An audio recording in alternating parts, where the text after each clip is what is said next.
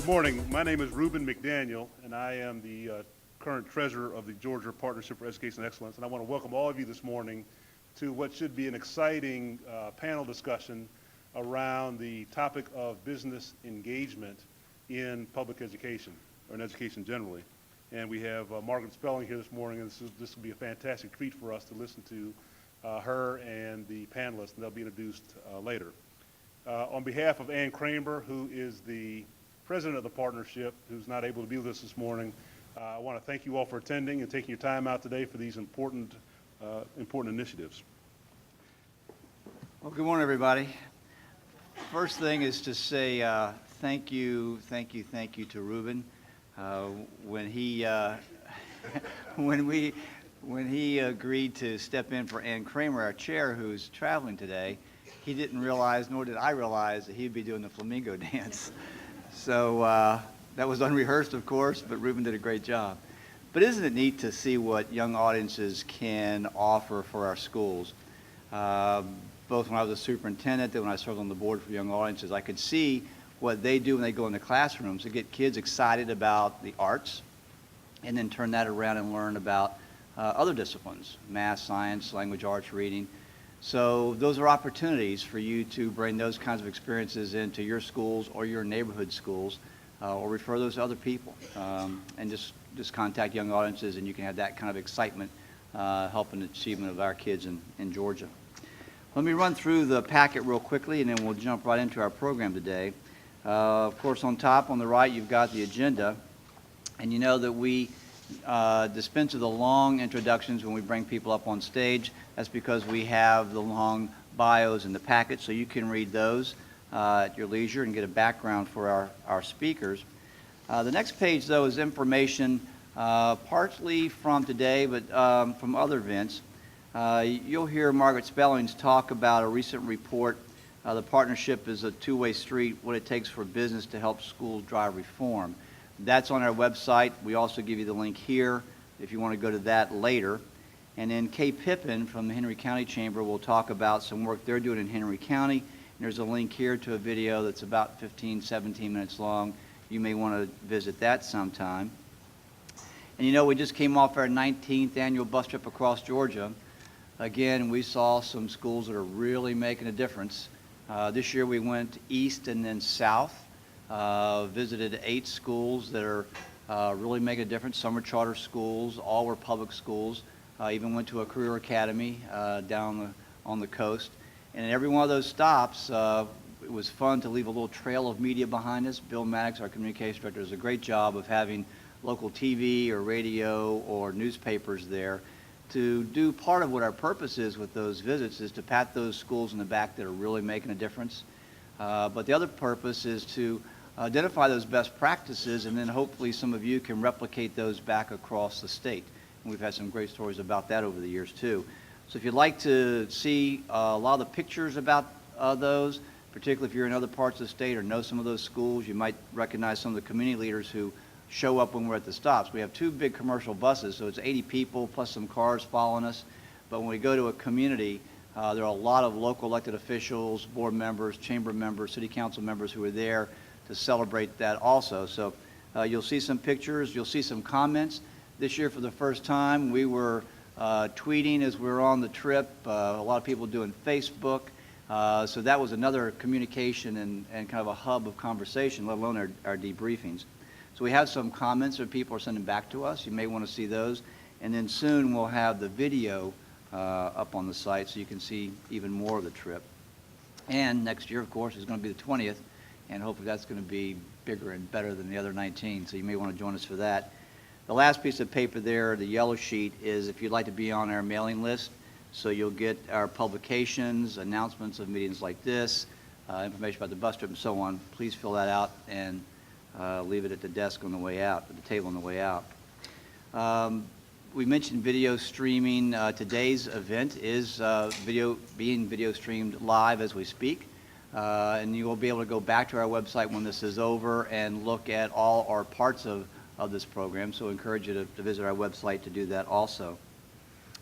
If you drop off any materials or just on your way out, you may want to pick up some of our other publications, our Economics of Education, our Top 10 Issues to Watch. This top 10 issues to watch, of course, is going to be old in about a month. Dana Rickman, our Policy and Research Director, is working feverishly on the new top 10, which will roll out with our media symposium, our annual media symposium, in the 1st of January. That's when we bring reporters from all over the state, have them half a day at Georgia Public Broadcasting right across the alleyway, and bring in speakers. They always like to hear the state superintendent, Fran Miller, our senator, chair of the Senate Education Committee, has been there a number of times, to hear those stories firsthand, but also they get a hot off the press copy of our top 10 for 2012. So we'll be doing that soon. But there's other documents out there you may want to pick up as you leave. So now, let's talk about today. You know, if you've read our Economics of Education document, or if you've seen those slides or been to any of our presentations, Diane Hopkins, our Vice President, just finishing up a series of 5 presentations across the state for the Georgia Academy of Economic Developers. They asked us to come back every year and be their education piece of their 5-day training program for economic developers across the state. We'll be working with Leadership Gwinnett soon, Leadership Sandy Springs. Those leadership classes love this kind of information to cast the big picture of education and the issues, and then we always get to the so what can you do about that. Well, in that Economics of Education, you know, we always talk about the birth to work pipeline, and borrowing some of the language from Ready by 21, we look at that whole pipeline, and when we go into a community to do community strategic planning, for example, we analyze, give them a lot of data, you know us, we give them a lot of data, analyze where their pipeline's strong, where it's weak, what's missing, and then help them with best practices to be the insulation around that pipeline. Well, one of the people I like to quote a lot is Tony Carnaval out of Georgetown University. He's the director of the Center on Education and Workforce. He talks about the dire need for improving that pipeline. We say that stronger education builds a stronger workforce, which builds a stronger economic development. But Tony Carnaval puts that in some other context. He says it's not just a workforce development issue, it's a national security issue. He talks about, he's got one of his recent papers, Help Wanted, Projections of Jobs and Education Requirements through 2018. Few jobs. Well, you can click on the map for his report and pull up individual states. If you pull up Georgia, and you'll see through 2018, few jobs for high school grads, even less for high school dropouts.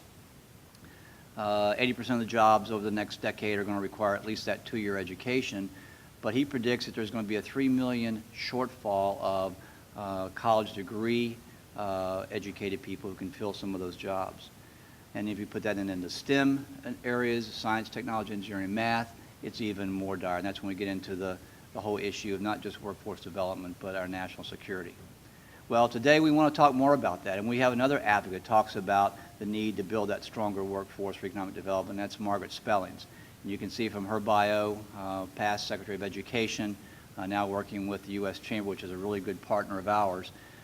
She's very passionate about this also, and we'll be pushing on the insulation of the pipeline, so to speak, would be how and why we should have more business involvement. I'll ask Margaret to come up and cast this for us in the big picture, then I'll come back up and quickly introduce our panel members. We'll get into a good conversation and let you ask some questions after that. So please welcome Margaret Spellings.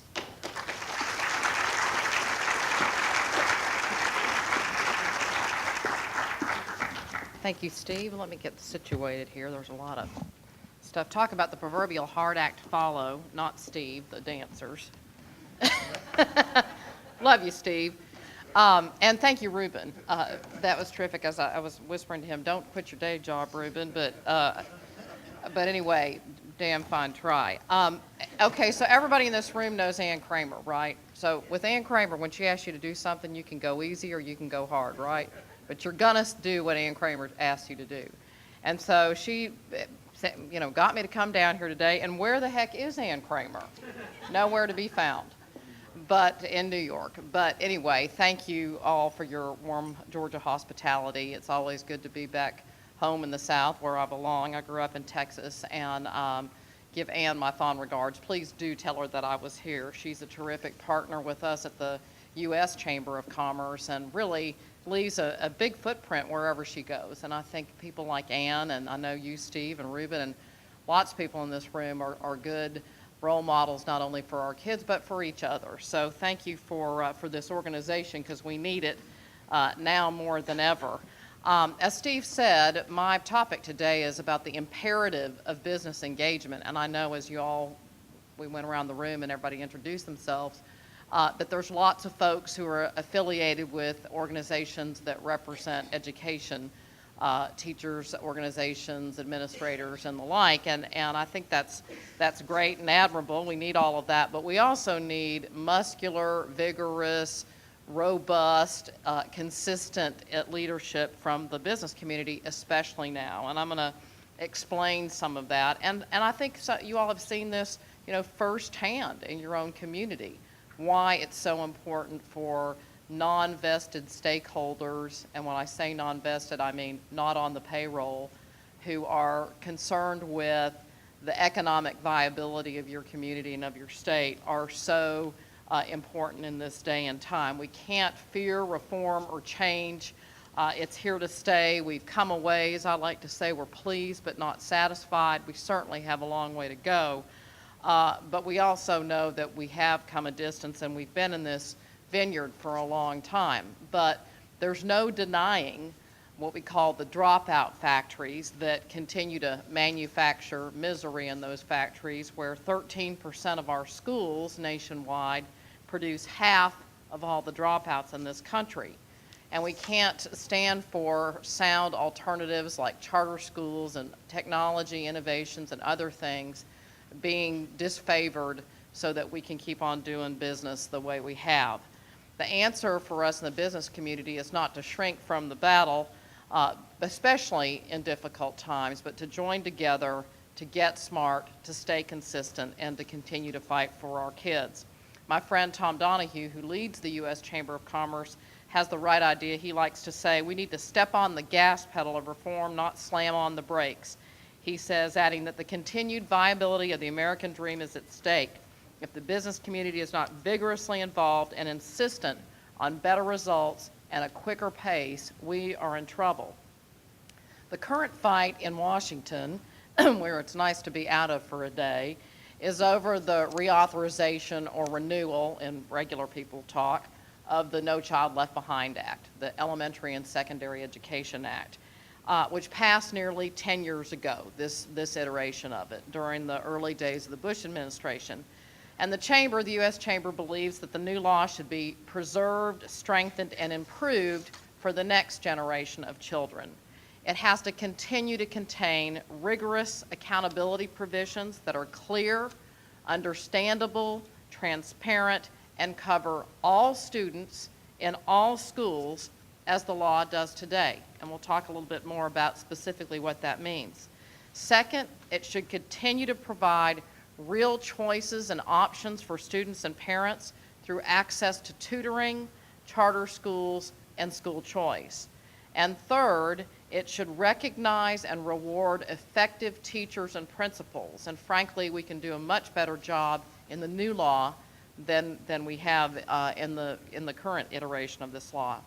As the Chamber says, we can't turn back the clock to the days when billions of federal dollars were spent without any expectations for student results for taxpayer investment. I call that the put the money out and hope for the best strategy. So I'm no stranger from the arguments about the merits of these policy ideas, and as Education Secretary, I've certainly heard a lot of it. But it helps to know kind of where we came from, the history of our education reform movement, and where we're headed, especially as we listen to debates and discussions from the campaign trail, which we're going to hear more of, obviously, over the next year. When our founding fathers wrote the Constitution, they listed the few tasks the federal government was allowed to do. Then, through the 10th Amendment, they reserved the rest to the states or to the people. We're hearing a lot now about federal versus local control, this kind of anti-Washington rhetoric with calls to abolish the Department of Education. That was one that one of the candidates did actually remember. I'm not taking it personally. My home state governor. Or on the other end of the spectrum, calls to take over facilities funding from Washington, capital improvements, things that have long been reserved to local communities. For nearly 200 years, the wisdom and foresight of our founding fathers created the best education system in the world. Our schools We're the envy of the world. We produced great leaders and good citizens. We taught and assimilated millions of immigrants. Our graduates powered our economy and built what is known as the American century. And following Brown versus the Board of Education, everyone had access to the American dream. Then something happened. We took our eye off the ball. Slowly but surely, standards fell. Many of our best female teachers left the classroom for better opportunities. An achievement gap between white and black and rich and poor grew. A rising tide of mediocrity, as it was called in the 1983 Nation at Risk report, threatened to swamp all of us. The soft bigotry of low expectations, as my former boss used to call it, permeated our school culture. So I don't exaggerate when I say we faced a really dire situation, and I guess we continue to as the global economy and the expectations for our schools ratchet up. In 1998, 2/3 of all fourth graders in high poverty schools could not read at the most basic level. Math was just as bad. In 2003, American high school students ranked 28th out of 40 nations, but we led the world in grade inflation. You'll be pleased to know 72% of our kids said that they got good grades in math, compared to 25% of students in Hong Kong. Millions of families wanting a quality education voted with their feet. They moved out of urban communities and into suburban schools, and some left for private schools or home schools. Whole populations then were literally left behind. And how did we get to this place, and why? I don't know if you all are fans of Seinfeld. You look old enough in this room that you probably have heard of at least. There's an episode where George Costanza breaks up with his girlfriend by saying, "It's not you, it's me." So let me say, it wasn't you, it wasn't us, it wasn't those of us outside the system, I don't think. It was the internal interest group, bureaucracy that grew up in this period of our history. These cast of characters are sometimes in Washington called the blob, you know, when they're referred to in that way, it sort of is the folks that represent the system, the adults in the system, folks on the payroll.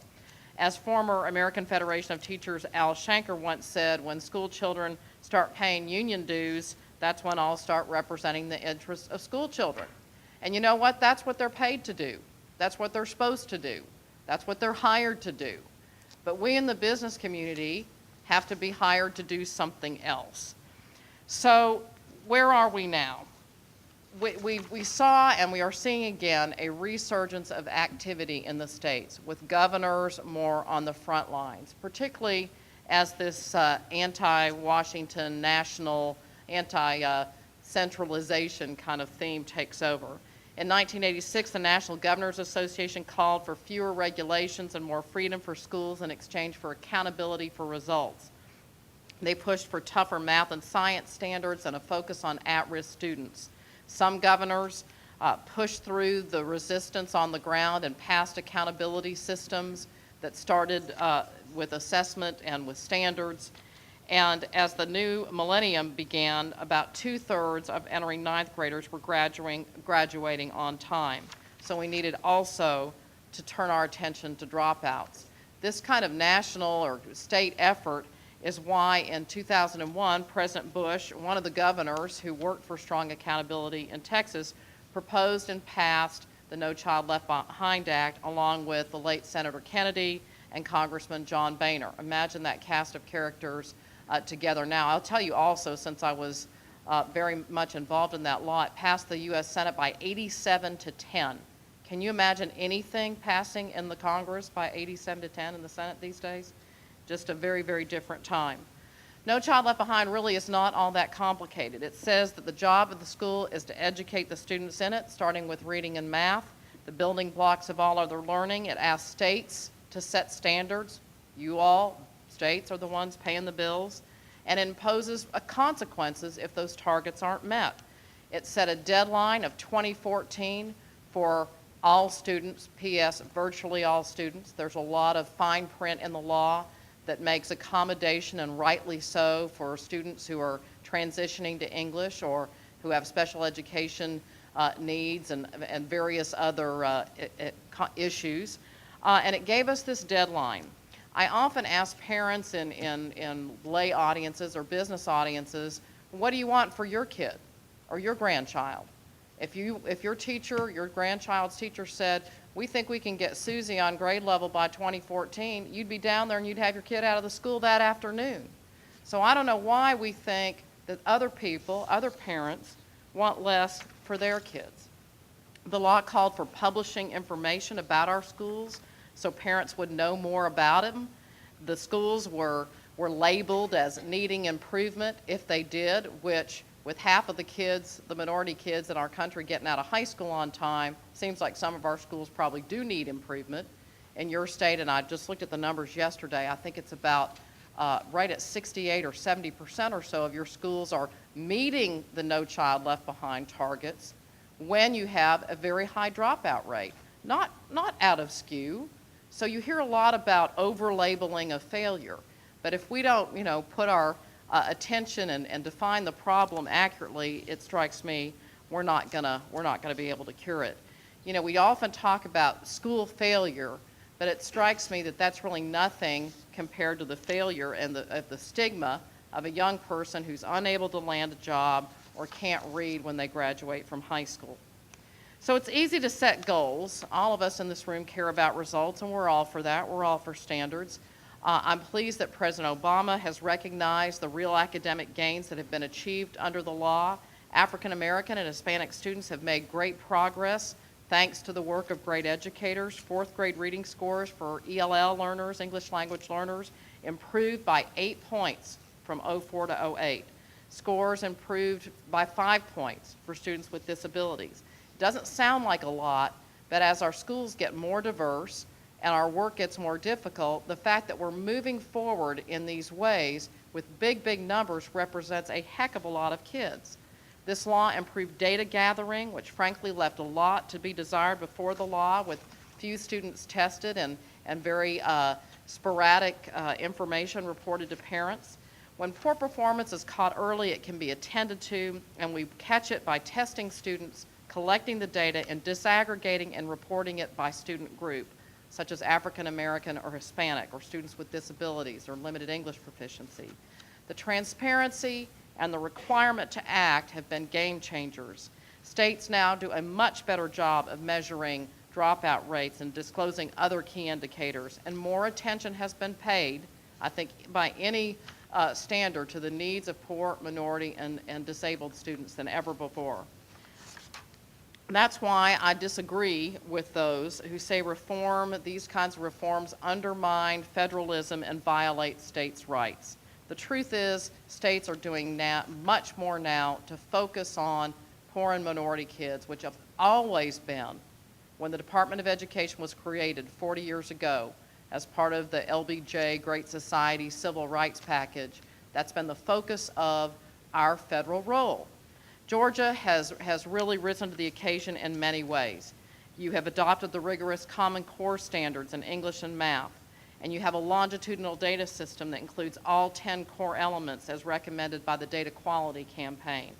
You're one of the top 10 states in the country when it comes to charter school laws, and of course, now famously, you're a race to the top state with the eyes of the nation on you.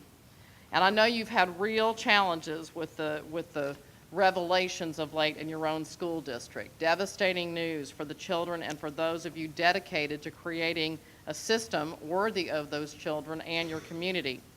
While this news has been discouraging to everyone, we cannot shrink from our responsibility or get disgusted and walk away now. We can't be complacent even when we've seen success or when our political leaders are saying all the right things. Sometimes the rhetoric outpaces the reality.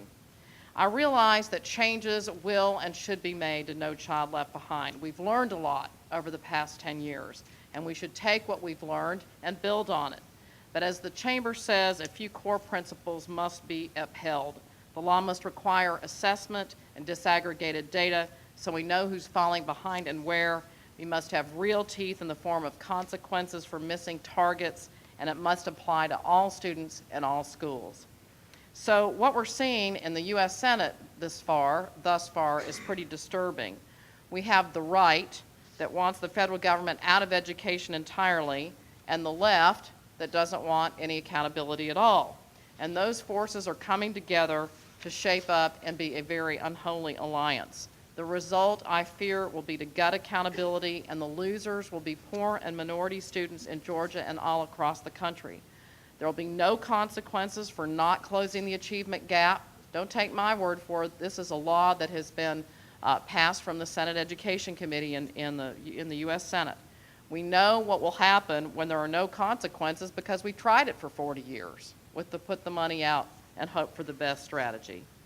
The business community, once again in an unprecedented show of unity, has joined forces with the civil rights community. Those two communities came together and advocated strongly and vigilantly for the passage of this law in the first place, and they're back together again.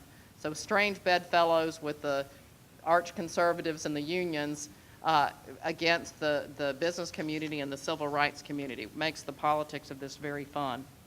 While the Chamber, of course, supports additional flexibility for states based on what we've learned over the last 10 years, we also have to have that accountability for federal investments. Some of the DC bashing that I hear is really kind of a red herring. I just want everybody in this room to know there is no federal law against closing the achievement gap or getting kids to grade level by 2014. And when you press folks on, well, what is the federal intervention that is impeding you from doing your work, often folks come up short. The administration has called for a waiver process. And, you know, given what the Congress is likely to do, my money's on Arne Duncan, and I hope he'll stand tall and stay strong and tough as he looks at and evaluates the waiver request from around the country. But I can tell you from my experience what I saw from states when I was in his shoes.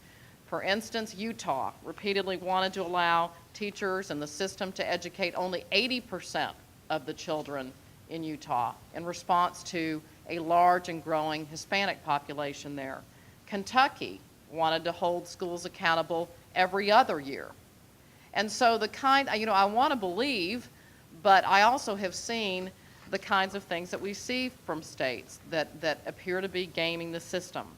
We in the business community are really not asking for that much, just for students to be able to read and cipher at minimum levels as much as we would want for our own kids. So it's really important now, as Steve said, that we do this work because of the economic imperatives before us. More than half of business leaders say their companies face a major challenge in recruiting non-managerial employees with the right skills, training, and education. If we don't pick up the pace by 2020, 123 million American jobs will be high skill and high wage, but only 50 million people will be able to fill them. We don't have to accept this. We can hold firm, stand the line, stay strong, and continue to fight for kids. If the federal government's going to pass out money and hope for the best, then now is the time for us to really stay vigilant with our governors and with our local school boards. I do think that we're going to see a shift away from Washington and more towards state empowerment. And you all are going to have to really watch the fine print as waiver requests go in from your State Department or local school boards have more authority to take action. We'll talk about some of that on the panel, I'm sure. We, as Steve mentioned, have issued a report recently called Partnership is a Two-Way Street, What It Takes for Business to Help Drive School Reform. I would commend it to you. It highlights a couple of communities, or 3 communities actually, that are really doing an excellent job in in fact, in Austin, Texas, my hometown. I know they're one of the featured communities. They talk about a critical partner, and play on words of the word critical. They are a critical partner in both ways, both senses of the word. So it's time for us to really get smart, stay engaged, and really pay attention at the state and local level while we plan to and fight to hold on to those good, strong principles of federal law that have become a way of life in our schools. I'll stop there. Thank you, Steve, for the invitation, and look forward to our discussion.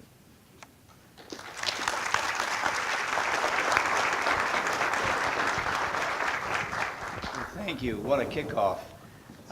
It's true that now Georgia is improving. Margaret mentioned we've got that statewide center information system. Big thanks to Bob Swigum at DOE for pushing that through. We're getting good grades on our Georgia Performance Standards, and of course, we're going to be implementing the Common Core Standards. A lot of things are in place. If you look at the data, NAEP score just came out recently. Since 2000, Georgia's improved. Not enough, but we've improved some. Our own state tests are improving, but we need a lot more movement. Other states are moving as well, so they're not going to let us catch up to them. So it is really a heck of a race. Let's get into the so what with that now. We know that Georgia is poised to do better. What can the business community and others across the country help us in doing that? I invite panel members to come up. Again, you've got the long bios in your packet, but from left to right, next to Margaret, will be Bobby Cagle, our Commissioner for Bright for the Start, Department of Early Care and Learning. Bobby was with us on the bus trip this year and has just gone through a rigorous process of submitting an early learning grant for Race to the Top. I'm sure we'll talk about that. Next to Bobby will be Kate Pippin, President of the Henry County Chamber. When Margaret talks about critical partners, Kay is in fact a critical partner in Henry County, and we'll talk about some of the intergovernmental work that they're doing to support education in that whole workforce pipeline. Next is Hunter Pearson with Goldman Sachs. I think it's interesting in his bio you read that he is co-founder of Young Professionals for Education Equity. It's really interesting to see what the young professionals in Atlanta and Georgia are doing to help move this effort forward. And then our moderator is Amir Faroki. Amir is with Georgia Forward. And Amir and I met a couple of years ago when they started their first summits. They do statewide summits. This past year, looking at all the issues that could involve workforce and moving Atlanta and Georgia ahead, the polling they did and the conversations during that conference, among the top two issues that surfaced was education. So we've got different voices here that can help us analyze this and then also get to the so what. And like I said, prepare your questions because we'll have Q&A at the end. Amir? Terrific. Can you all hear me? Is this on? Yep. Quick framework. We're going to spend about 25, 30 minutes with this panel discussion, and then we'll open it up to Q&A. This is a room with a lot of invested and expert people, so I think the Q&A will probably be some of the more rewarding part of this. And I will apologize at the outset. I'm at the upper end of an age range of people who don't wear a watch. So if I pick up my phone, it's because I'm checking the time, not because I'm being rude and looking at email. But if maybe we can dive in with you, Secretary Spellings. You talked about, I think the quote was, the business community needs to be more muscular, vigorous, and robust, among other adjectives that you used, in its engagement in public education. What does the ideal partnership look like between the business community and education? And is there a line that the business community shouldn't cross in engaging the education community? Well, I think the business community, first of all, has to be as informed as, with respect to the outcomes, the bottom line results, as the folks in the system. And I think we need to spend our time really getting smart about what's the state of affairs. How are we doing? Where are we strong? Where are we weak? How can we make investments work in a productive way? And so I think, you know, what business people are really good at is keeping their eyes on the ball and you know, that bottom line orientation, if you will. What the business community cannot and should not do, and they are not educators or experts, is come down and start to tweak around with processes and curricula and teacher training and those sorts of things. Those are rightly reserved for the professionals in the system.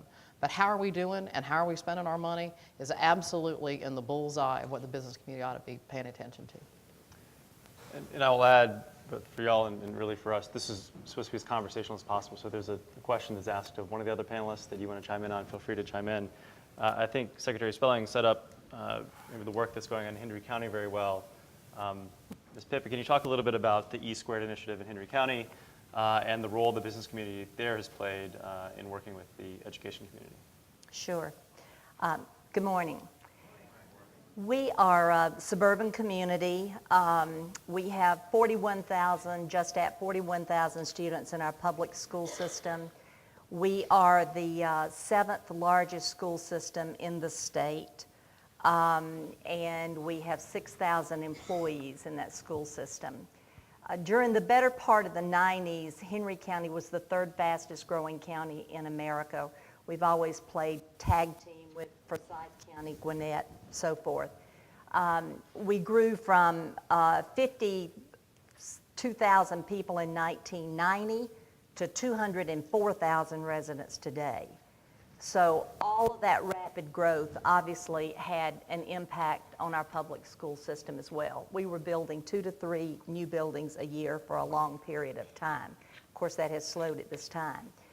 Henry County has always had a good public school system. I run the Chamber of Commerce. When the economy was at its height and we were growing homes instead of corn in Henry County, we were entertaining 20 to 25,000 people a year in the lobby at the Chamber. And as they came in to look at that housing, it was the same questions. They wanted a safe public school system in which to enroll their children, that they could be guaranteed a decent education was one of their priorities. So we've always had a good school system. But the schools, the business community in Henry had some neighbors to watch. We watched what happened in Clayton County. We watched what happened to some extent in DeKalb.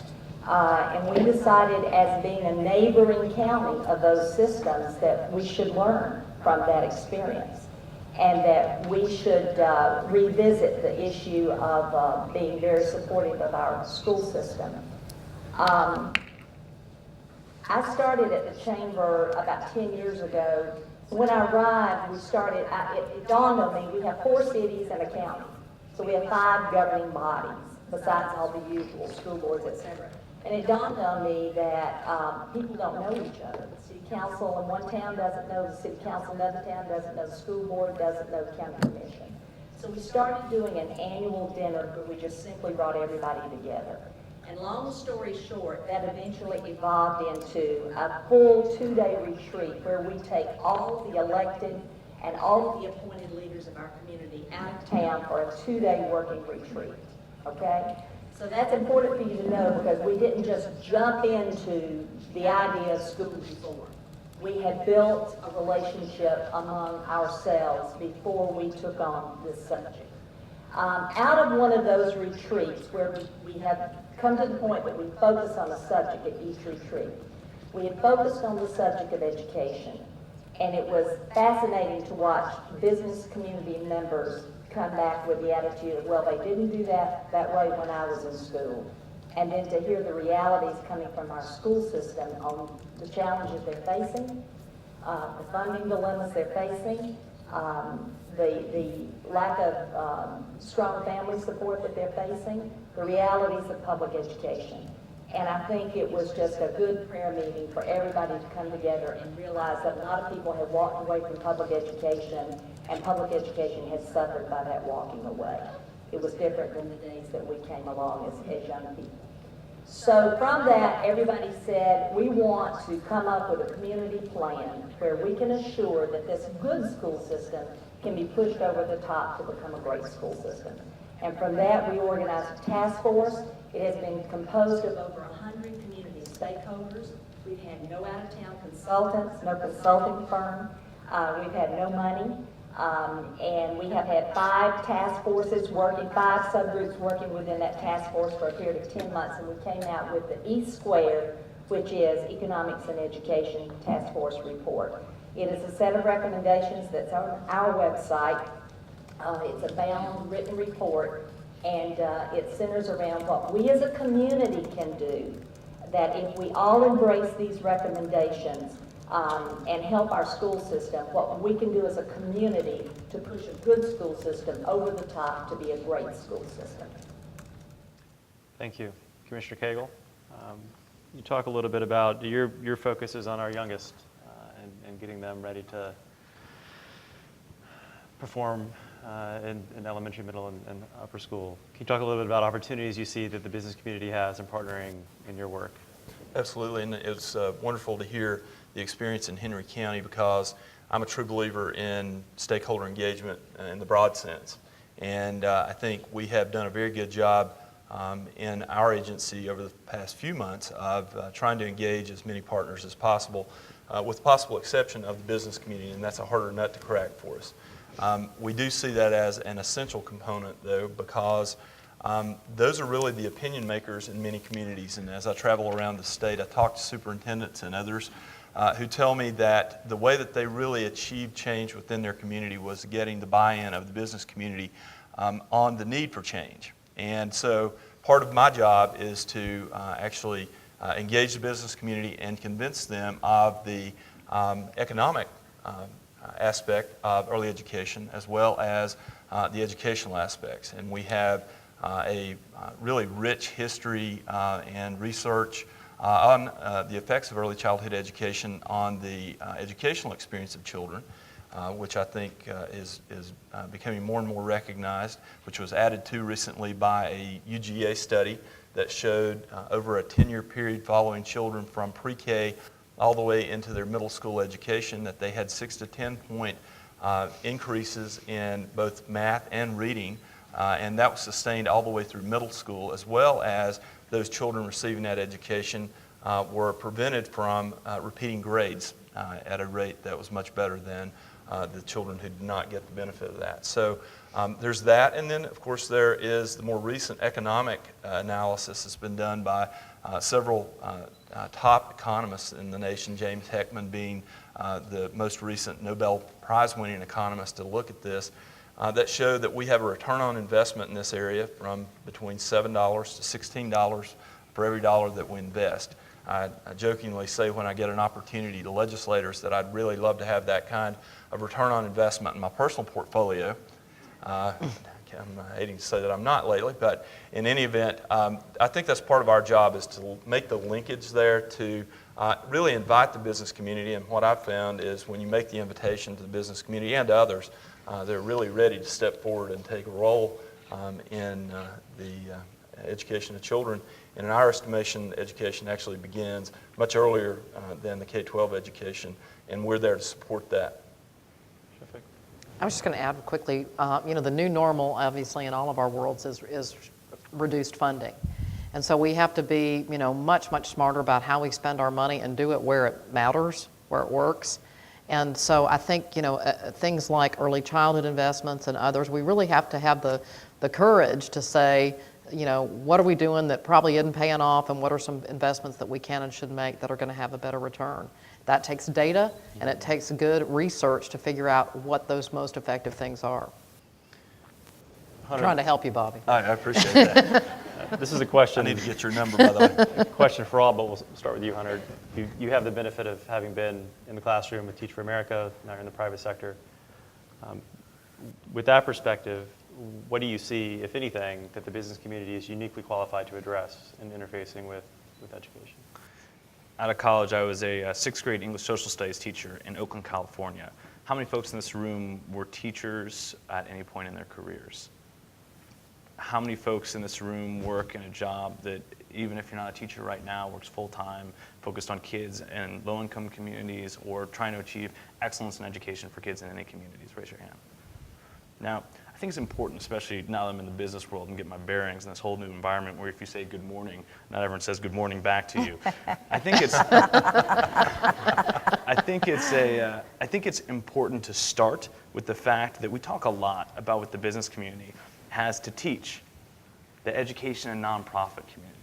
And I think we would be woefully out of place not to say that those of us who have been teachers, those of us in education know, especially in this time, that the business community has a lot to learn from the education community. Amen. Whether it's building strong, mission-driven, democratic cultures, whether it's striking a balance between participation and prescription, whether it's treating people right and fairly and attracting and retaining good quality folks of all backgrounds.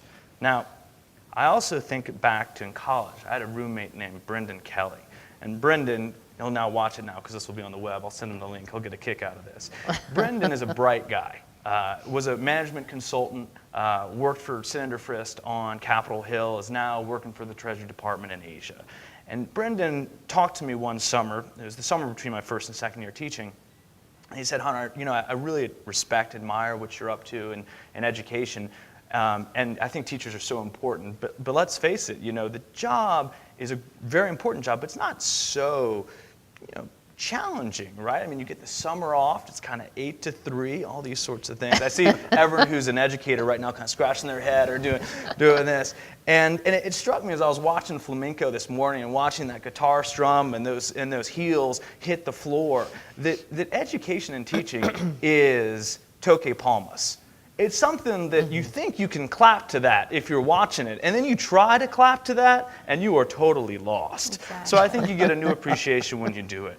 Now, all those things being said, I think as a business person, if I was a teacher, right, and I go back to where I was as a teacher, I was making $35,000 a year in Oakland, California. My roommates were making $70,000 out of college. 10 years later, as a teacher, I'd be making, and if I was a great teacher, and this is the point I want to emphasize, if I was a great teacher, if I was in the top 10% of education in Oakland, I'd be maybe making $40,000 to $45,000 a year. My peers who are in the business world, they're probably right around now $200,000, $250,000 a year. 1 to 2 to 1 to 5 is the ratio, probably goes up to 1 to 8, 1 to 9, 1 to 10. Second thing, if there was belt tightening and layoffs, no matter how good I was as a teacher, at least back in Oakland back then, I was the first to go. I was the last one hired, I was the first one out. Thirdly, and perhaps most agonizingly, there was no way for me to know if I was doing my students right. At the end of the day, I didn't even get a progress report of where they were coming in and where they were going. Now that's changing in Georgia thanks to the work of the Georgia Partnership and longitudinal studies and all those things going on, tracking systems. But I think there's some structural things that we need to address in education. And I think the business community, Amir, to answer your question, has 2 roles. One is to build coalitions. You look around this room, the Georgia Partnership does an excellent job of building coalitions. The second is envelope pushing. Now, I'm not quite so sure that we are doing enough to push the envelope here in Atlanta. I'm relatively new to this community. I've lived in a lot of different communities, and there's other people who have been doing this for a long time. There are people like Curly Dossman in the back of the room, Ann Kramer, who's the president of this organization, who have done more for education than I can do in a lifetime.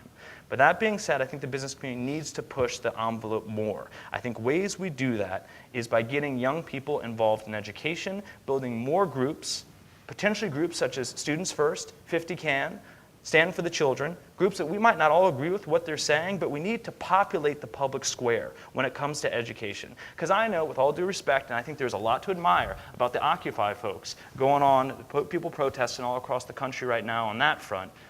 Our generation sees education as a civil rights movement of this time. And we need organizations that get young people involved. That's what Young Professionals for Education Equity does, and we have a lot to learn from the people up here. I'm happy to talk more about that. Well, on that, you bring up an interesting point here. I think the business community, for better or worse, oftentimes will pick an issue, stick with it for 12 months, 2 years, then move on to another issue.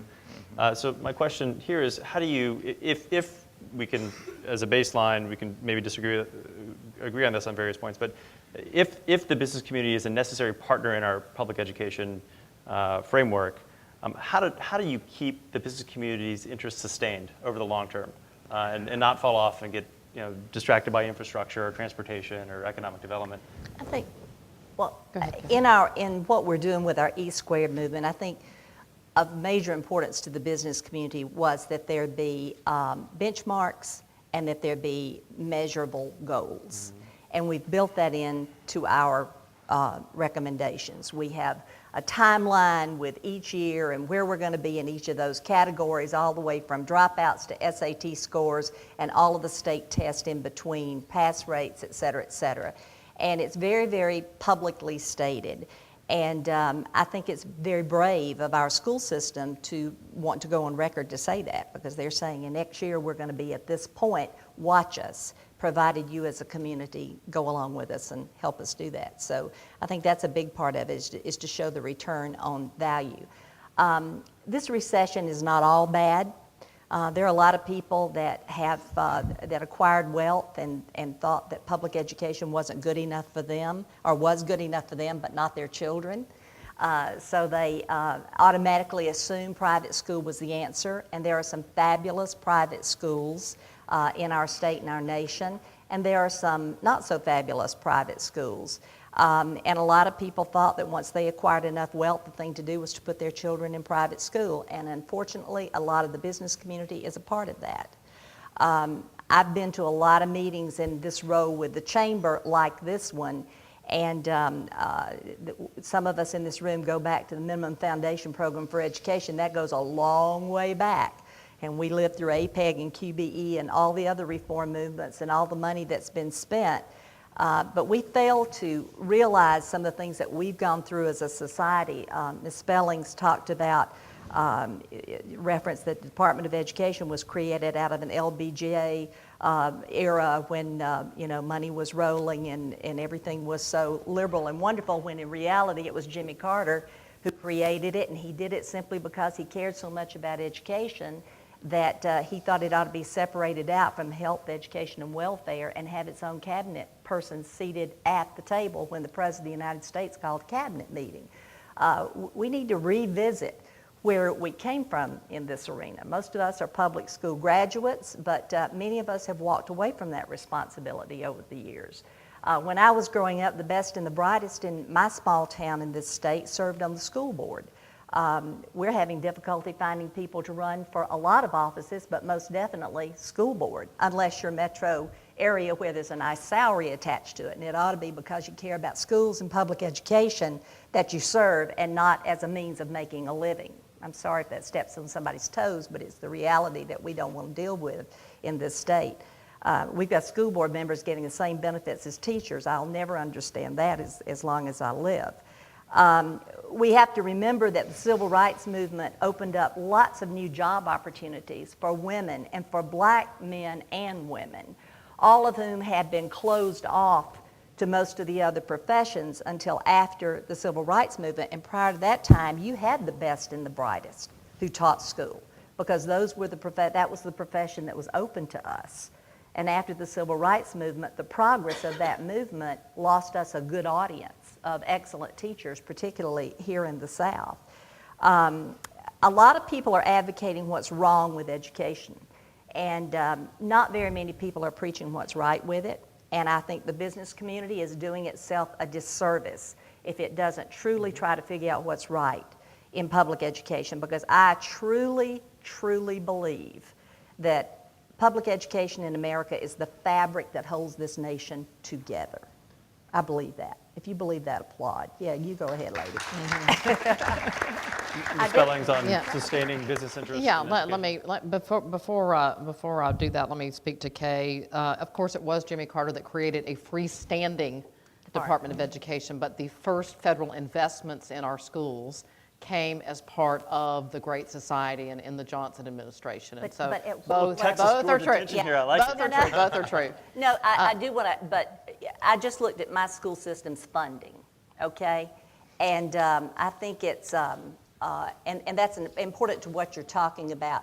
In Henry County, the local citizens and the taxpayers in Henry County provide 36% of the funding to run our school system.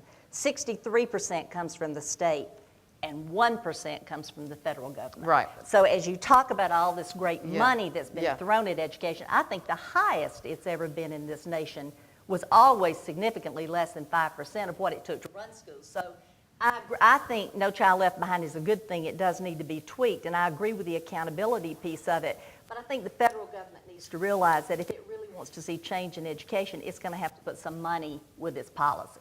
Yeah, it's about a 9% investment nationally. And I think this is why some folks, and we're getting a little off the subject about the business involvement, so I'll come back to that, are concerned about kind of national, Common Core standards and things like that. It's the old, he who has the gold makes the rules, and when the gold is coming from state and local governments, where does the authority and accountability and responsibility lie? So that's certainly a legitimate policy debate. A couple thoughts on the business role. And I certainly see this in Washington at the Chamber, and we ought to be working on this too. So I'm going to own this responsibility as I give it as an assignment. But I think our educators sometimes get frustrated, and rightly so, when it's Monday and here comes the Siemens Science Prize, and it's Tuesday and here's Intel with the such and such, Yes. and it's Wednesday and here's Cisco with the 8th grade middle school blah blah, and it's can y'all get together and figure it's kind of this planet, this constellation of kind of corporate and philanthropic do-gooding that may or may not connect to the needs of the schools and the needs and the problems in the district and so on, which is not to say that those things are not good and admirable things, but I think a conversation that's more collaborative between the needs of the schools and the philanthropic and corporate investments. Yeah, people can get credit for, for what they do in schools. They should get credit.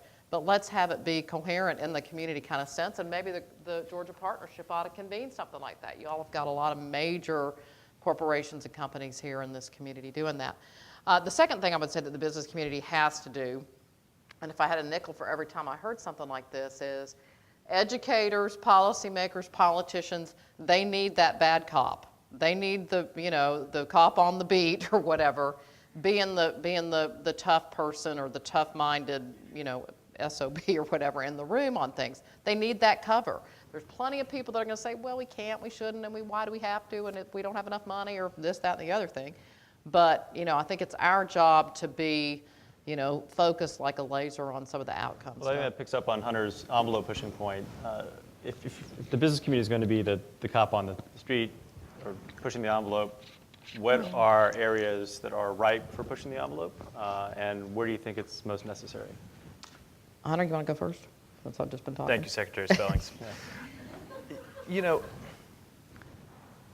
I'll tell you the issues. Because I think there's issues, and I think that those of us in this room, we're going to disagree on, we're going to fall on different sides of these issues, and I think that's a good and healthy thing. My larger concern is about participation. I'm going to answer that question directly, but I just got to share something that's been on my mind since I heard it 4 months ago. And I know Representative Fran Miller is sitting at 2 places in this room, so he'll hear it twice. But there is... And get paid twice. That's right. Yeah. Good per diems.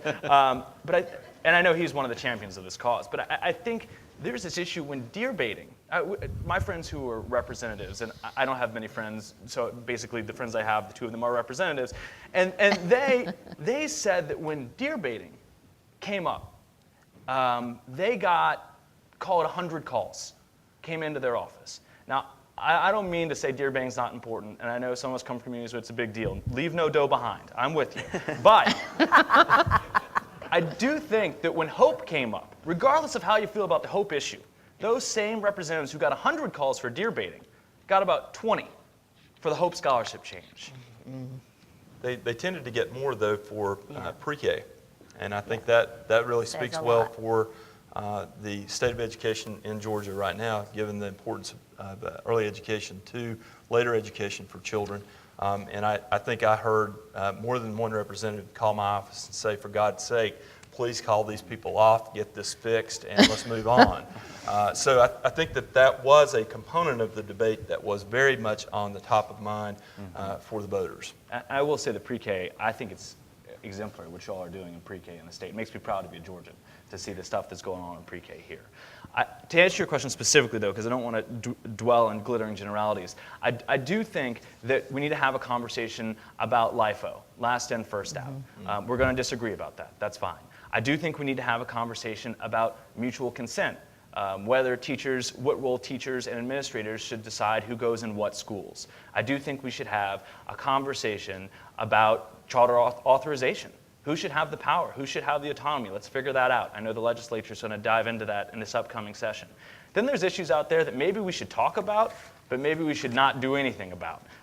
Parent trigger is an example. Something out there that's going on in Los Angeles when 50% of a school's parents say that the school is not meeting their students' needs, they can bring in a charter group, they can bring another outside organization, they can have personnel changes, affect personnel changes in that school. That's controversial. I don't know what I think about that topic. But I want those type of things to enter the public sphere, and I want business people to be thinking about them. Young people, established business people. The thing that we can't have is the business people who are involved in education, and God bless them. You have to wait until you're 45 and either your C-level or your second runner-up for a C-level position. Get involved with your chamber, then make some changes. And that's too late. We need young people involved in this conversation. Amir, the other thing I would say is that we need to stop. We're all up here talking about our wonkery and when this was created and what time, all of that. And I think the public is just, we lose them in all of this stuff. I mean, if you walked out on the street and said, well, can you tell me what LIFO means in education? they probably would know, Hunter, and I'm with you on all that. But so I think we need to, dumb down our message and be more focused on, a few things like, excellent teachers in our most challenging places. We use time and people very, very badly often in our schools, where if you've got a PhD, you're at cream puff high, and if you're brand new and struggling, you're at the most challenging educational setting. So, things like that people can get their mind around beyond this wonkery, I think is something that the business community is really able to, if we in the business community don't get it, the folks are not going to get it. And without the folks getting it, we've lost them. I think, too, that you have to accept that there is no magic bullet. You could pass vouchers tomorrow, and it would not make a significant difference. And that's a big push of a lot of the people connected with this effort. I think you're going to have to realize that it comes down to, like our community, where over 100 people were willing to work week in and week out for 10 months to truly understand their school system. And I think that it varies from school system to school system. And I think you're going to be amazed at what you learn if you'll give it that much time and you'll care that much. A simple little thing, we had all these goal areas, and we're doing pretty well thus far in meeting some of those goals. But one of them was readiness, and that was the one that I dreaded the most. How do you get a handle around the subject of school readiness? That's a tough one.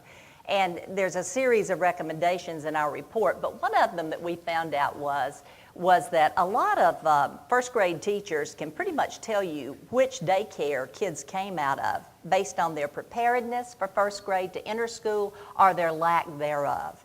And we thought, that's not startling information. I think we make all of this too difficult. That's not startling information. If they know it just by talking about it among themselves, then there ought to be some way to give some kind of grade or designation to those daycares that are doing a great job. There ought to be some kind of standards established for those daycares so that people can look at them and say, well, this one meets those standards and so forth, because parents don't have the information they need to go out there and make those decisions. A lot of it is just getting down to the brass tacks of actually knowing what's going on in your school system. We did something as simple as a fact sheet on the Henry County Public Schools. That is the most fascinating piece of information, and I've dealt with educators all my life, and we talk in a language that, or they talk in a language that most people don't understand. And LIFO's not an issue in Georgia. I think these educators I think the Georgia General Assembly has seen to it that if you need to lay people off, it depends on what category or area you're in versus first come, last to go. So, California, land of fruit and nuts, you got your own problems, but we don't have that here. But, so that's not a real issue. But you're just going to be amazed when you just sit down and figure out what is actually going on in your own school system. You have something to say? Artichokes too. And artichokes. Artichokes too. I would say that I have great news for you. The Department of Early Care and Learning is launching a quality rating and improvement system beginning in mid-January this upcoming year. And the entire goal behind that is to set standards that all early education settings should be meeting, and we'll be grading those and making those ratings known to parents and to others. We're really wanting to know, to everyone to know what the quality looks like in their community. So we drive demand for quality both on the parent side but also from the community side, and that's where we really see that business should get involved, and we hope to engage them, is demanding that the early education settings in their community meet top quality. And by doing that, it's not a magic bullet, but I think we're getting darn close to it. If you look at all the studies that back this up, we're getting darn close to a magic bullet by assuring that you have quality early childhood education. Now, I'm oftentimes asked in the legislature, well, that drops off after a certain period of time, and you hear the discussion of the Head Start studies that show the fade-out effect. But I think that this is something that has to be sustained over time. It can't be a one-shot effort at the early education end, but it certainly gives a child a very good start, and I think the UGA study shows that it can be sustained given quality and focus on quality throughout the educational system. Terrific. We're going to transition now to Q&A. I got plenty more questions, but there's much more expertise and skin in the game out here. So if there are questions, raise your hand. If not, I'm going to keep asking questions. Yes? Secretary Spellings, in the U.S. Chamber's 2008 report, Corporations, Chambers, and Charters, How Businesses Can Support High-Quality Charter Schools, the Chamber listed 4 critical challenges to the quality growth of the charter sector. Underfunding of charter schools at about 22% less than district-managed schools, varied access to attend charter schools with laws that hinder the growth of high-quality, truly independent charter schools, political opposition at local and state levels, and uneven quality within charter schools themselves. What, if anything, has changed since the report was published nearly 5 years ago? Thank you for that question. Obviously, in '08, I was still in public service and was not at the Chamber of Commerce, but I do think there has been some progress in those areas since that time. It's a growing movement. I think I remember from my history lesson in the Bush administration, we literally went from a few hundred to thousands of charter schools in that 8-year period. So it is a growing movement. I think we're making progress. I think that's pockets of where it's taking hold around the country. So you'll have a lot of activity, a lot of growth in one particular state, and right next door where it's still antithetical. I don't know what the particulars are in Georgia, but we're making some progress. I agree with Kay. Like anything, it is not a silver bullet. It is a way, a tool, a strategy, but not the one and only cure for our ills. Go ahead. Hello, Secretary Spellings. My name is Deborah Lyons, and I'm with ACT in Community and Economic Development. My question is, I know there are changes coming about on the calculations for the high school graduation rate. It's actually one of the things that we've actually been looking at in Georgia is, possibly some of the impact. And I say that we because I live in Georgia. We're in the Atlanta area. But it's also going to impact states all across this country. And when we talk about businesses, there is question about what does a high school diploma mean, because it does vary from school to school, from county to county, and from state to state. But the fact that we are beginning to look at creating a common metric for measuring graduation rate, and the fact that businesses want a high school completer. I mean, it's like the most fundamental, step. And the data shows that whether you graduate from high school or not, it's one of the largest disparities in income and quality of life. So I was hoping maybe you could comment a little bit on the changes in high school graduation rate, the movement to that common metric, what it might mean across this country for states and counties and schools. So I actually, at the end of my time in public life, created this or in response actually to Colin and Alma Powell and America's Promise and Bill Gates and lots of people clamoring for a little more truth in advertising as it relates to dropout rates, because every state had a different way of calculating it. And, legitimately, dropout calculation is one of the thorniest things to get your mind around because of tracking systems and how to, if a kid moves out of the country, where are they? Are they, and so on. So, first stipulate it's a complicated problem. But what we've essentially done in the simplest terms is create what we call the average freshman graduation rate, or a variant of that idea, which basically says who showed up in the 9th grade that is with us and completing 4 years later in high school, and then 5 years later. So we parse it both ways.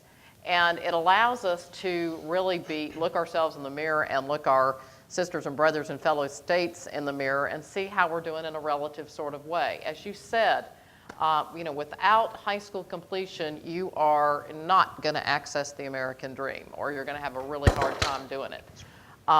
So it's critically important. Even those kids who do get out of high school, we have, a long way to go with getting them to the capacity levels to really be able to participate fully in post-secondary education or in the workplace. So we need to, while we're getting more kids out, we need to make sure it's a higher level of quality as we do it. All the way back, Senator Millar. Kay, I really like what you've done in Henry County, and I will read E squared. It's going to be a lot better than I Eastward, I can tell you that. And also, I guess, Hunter, I appreciate what you said from the business community. I guess, other than Joy, who's here, Hawkins from Metro Chamber, the only time I've seen the business community in 12 years in a committee meeting was when we did school board governance. Other than that, I don't ever see anybody from the business community. I see them that they're real good at attending meetings. So I think from actually getting on the ground, actually going in and see what happens in a school, I don't see that, okay, just so you know that. That being said, Secretary Spelling, I guess we've made a shift here in Georgia the last few years between a couple of pieces of legislation where we're no longer the myth of everyone's going to be a Rhodes Scholar, and we've gone to college and career readiness, and we're more and more trend that way with soft skills and getting kids that they're be productive citizens. And I guess my question to you is, do you see that evolving here in this country, that we're going more of that because of the recession, for example? We've realized when people lose their jobs, they take this off and they go back to her technical college and get a skill so they get employed. And are we on the right track from this myth of the four-year college? Not saying we don't need post-secondary education, but it's going to be that person with not only the liberal arts degree, but he's got some technical skills as well as going to be the productive citizen. I just wonder your thoughts on that. Yeah, great question. I think we are seeing more of that around the country. We're seeing more emphasis and discussion about that transition point between high school and community college or technical preparation going on, dual enrollment, early college, these sorts of things. There's a number of policy issues. Florida has a common course numbering system in their community college, and it's well understood. And I've been to lots of graduations where kids are getting a technical degree, before or simultaneous with their high school diploma. I will say that is a trend, but I don't think it mitigates against this idea that kids, if you're going to be in a modern manufacturing setting or any, that you still have to be able to read and cipher at some minimum level. It's not the old days when we grew up where it was voc ed, make a living off your back. For the business community, okay? Yeah. Here's where they can actually get engaged, because all they do is complain about the fact we don't send you ready students, okay? And here's their chance for the business community to get in and work with these in their local community, like a Henry County, or with Kia down where they are in LaGrange, where they can get involved in their schools at a local level and roll up their sleeves, not just attend meetings, but to do the lab work, get the kids the skills like we've done with Lockheed here, with Tech High and stuff, these kind of things. So You bet. I think that's a great point, and we ought to do more of that around the country, and the Georgia Partnership ought to do it, and so on. Before we go back out to the audience, Hunter, you have something? I think that's such a good point. I mean, the name of this organization, this forum, is hosted by the Georgia Partnership. My rough count here is that people from the not-for-profit and public sector outnumber the people from the business sector in this room by 15 to 1. Mm-hmm. Yeah, and so I think that at the end of the day, there's a disconnect, right? Because when I talk this thing about education being our civil rights issue of our generation, that's not a talking point. People actually feel this, and I think there's a structural breakdown where it's not a lack of ambition, it's a lack of avenues. And I know that sounds naive, especially to those. I heard, the League of Women Voters is here, the Georgia Education Association, Junior Achievement I heard in the room, all these different groups trying to figure out how do you engage the business communities. We need actual forms. I think we get, and I say we, I think, and I don't want to speak for the whole business community, because as we all know, not every teacher thinks the same thing, not every corporation or every business person thinks the same thing. But I think we have this issue where we get caught on issue advocacy. Mm-hmm. Which is important, but misses the longer sustained commitment. I do think this report does address this a little bit, and I would recommend at least reading the first 4 pages of the executive summary. You get the idea.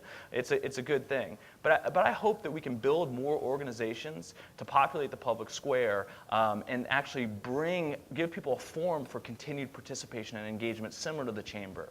Because I agree with you. I don't see my colleagues rolling up their sleeves and getting in schools as well. Joy is sitting back here, and she and I have lots of discussions about this because we both work for Chamber. She's with the Atlanta Chamber.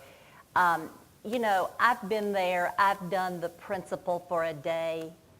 I've done the award for so-and-so. Mm-hmm. I'm sorry, folks, but that's fluff.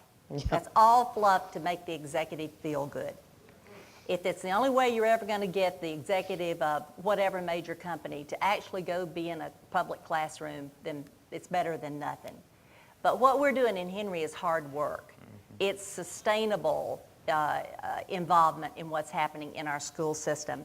But simply stated, any business can adopt a school. And by that, I don't mean buy things and give that school, but truly figure out what is their achievement plan for academics and what can you do as a business to help that school system reach that academic achievement plan. Truly adopt it. We have a very big mentoring program in our community, and we've got tons of folks that are involved in that mentoring program, and businesses could very easily give X number of hours a month off to an employee who is legitimately doing a good job as a mentor in a local school system. That's a big investment, and that's hard to do for a plant that's got a production time that it's trying to meet. We've got an engineering company that has been willing to partner with teachers to talk about why you need algebra and what specific equations you need to solve the problems that they are dealing with on a daily basis in their school system. Again, I don't think it's rocket science. I think it's figuring out that public education is needed and that we're all going to have to circle the wagons and realize that the schools can't do it by themselves. It's a community effort for schools to succeed. Yes, in the back, and then we'll come to the middle. Oh, thank you. I'm Joy. Thank you, Kay. I represent the Metro Atlanta Chamber, and for the last 30 years, we've had a really robust Partners in Ed program, like many chambers. This past year, with the help of Ann Kramer, our chair, we really kind of stepped back and said, what is it that schools really need? Because, you know, we're not about fluff. The time that our executives and our business people spend in the school is valuable time. The time that principals and educators give to our volunteers is valuable time. And so with the help of Carolyn Lloyd, who actually runs this program, we took 9 months and we redesigned the whole program, Kay. And what we did was we said, look, schools, we've heard you. You tell us what your goals are for student achievement and build out a project. And we will then provide the volunteers to do those projects. Yeah. And Right. so we built a tool that we're really pleased with. You can go to www.atlantapartnersfored.com and look at it. But it's supposed to be really school-driven because the days of doing things just to be doing them are over. And everyone's about the return on their investment, time, talent, and treasure. And so I wanted those who have been a part of that program, if anybody from the Atlanta Partners for Ed program is here. Cecily, I see you're here. Thank you. And then the other thing about business involvement, I think I hear all of you, and this is one of the issues that we struggle with so much. And Fran, I want to commend your work on House Bill 186. Amazing strides in really building the pipeline for those career-ready graduates. And you know, we've been watching what Dr. Barge is doing with the State Department because the career pathways is something that we've really, talk about pushing the envelope. It captures kids in their interest when kids are dropping out in middle school and high school. But not only that, it prepares kids and shows them what's really out there.